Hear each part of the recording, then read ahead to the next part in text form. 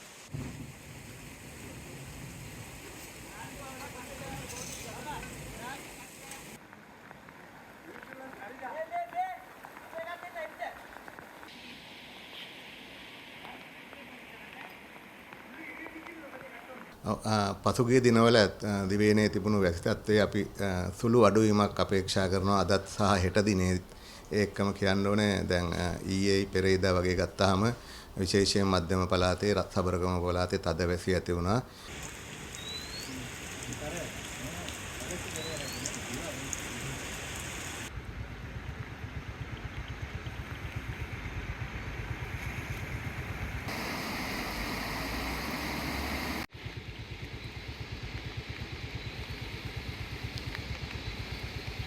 මේ ගංගා ජල මට්ටම් පිළිබඳ වාරි මාර්ග දෙපාර්තමේන්තුව මගින් ලබා දීලා තියෙන නිවේදනයට අනුව යම්කිසි අඩුවීමක් ඊයේ දිනට වඩා අද උදෑසන මිනිට එම ඇති වුණු සුළු ගම් වතුර මට්ටම අඩුවීමේ ප්‍රවණතාවයක් ඒ වාර්තානුව පෙනී ගිලා තියෙනවා.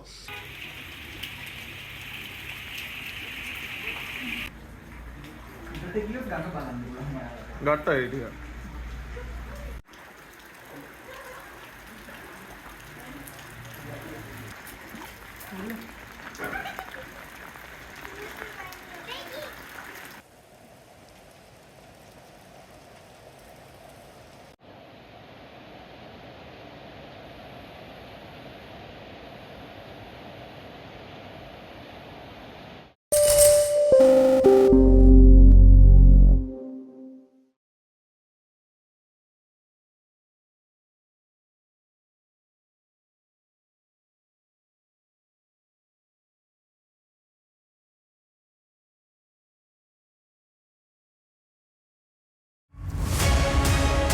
Every morning, the countdown begins for the markets with meticulous research and analysis designed to help you capitalize on the trading day.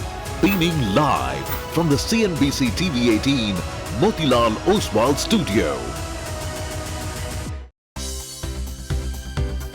For more news and updates, all you need to do is follow CNBC TV18 on all of our digital platforms.